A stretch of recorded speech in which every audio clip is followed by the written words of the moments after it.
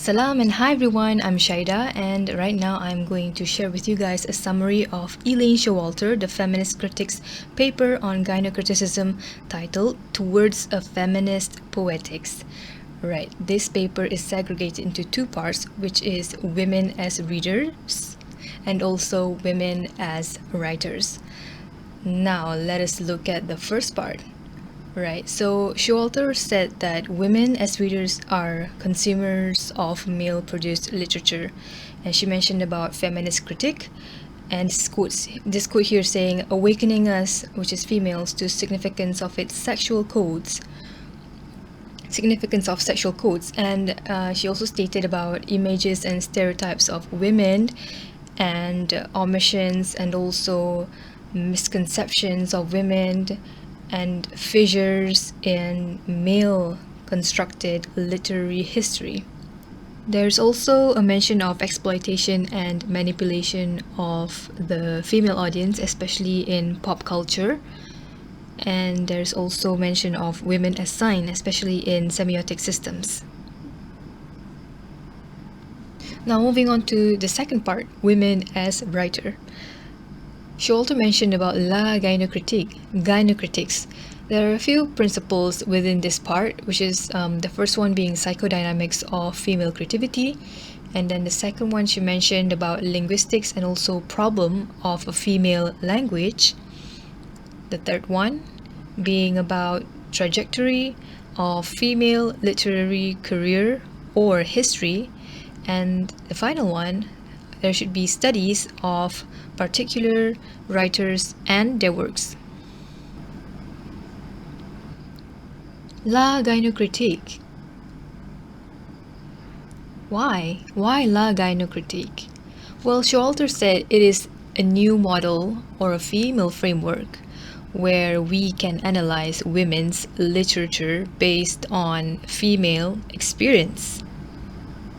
But how? Well, this is a quote from the essay itself. Free ourselves from linear absolutes. Okay, let me just write that again to make it more impactful. Free in capital ourselves from linear absolutes of male literary history. Stop, STOP, capital, trying to fit women between the lines of male tradition and focus, capitals again, on nearly visible world of female literature. See, free, stop, focus. Now the problem is, according to Showalter, it is so male-oriented, the frameworks out there, and the product of this is that it naturalizes women's victimization. And the second thing is that it increases the resistance to questioning whatever it is. Showalter stated that we are not learning what women have felt and experienced, but only what men have thought women should be. That's pretty deep, isn't it?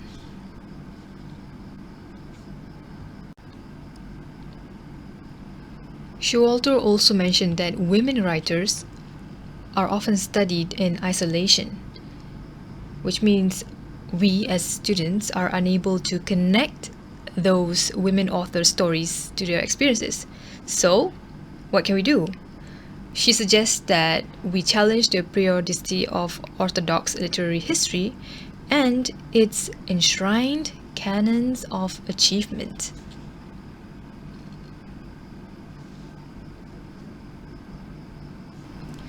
In this essay, she also mentioned of three phases, the first one being feminine, which occurs during 1840 to 1880, where women wrote in an effort to equal the intellectual achievements of the male culture, and internalized its assumptions about female nature.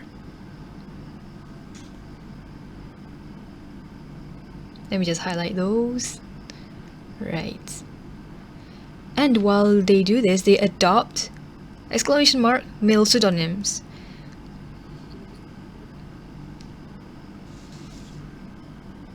And this is a national characteristics of English women writers during the 1840s England. So what are the characteristics of the writing style of women in this period, this feminine period? Oblique, displaced, ironic, subversive, where we kind of have to read between the lines. The second phase, Showalter called it feminist phase, occurred between 1880 to 1920, where women were enabled to reject accommodating postures of femininity and use literature to dramatize ordeals of wronged womanhood.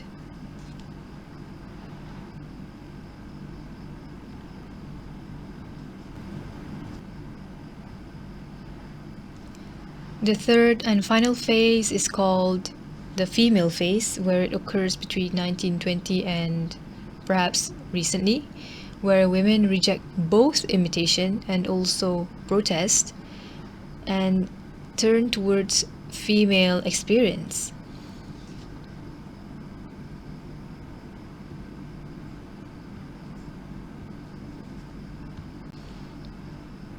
Showalter claims that Marxist aesthetics and structuralism, quote unquote, thrifty feminine making do, as something that is ultimately unsatisfactory, like no.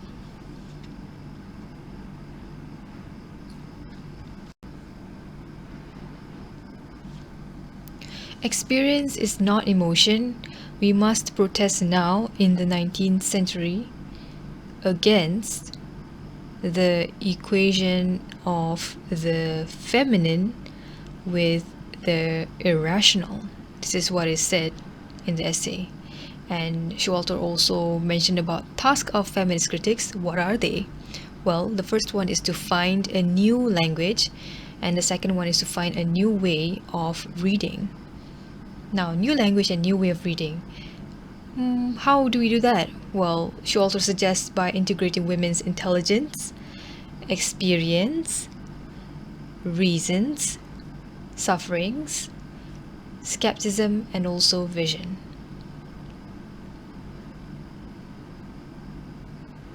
So I guess that is all from me, folks. Thank you for watching. Bye.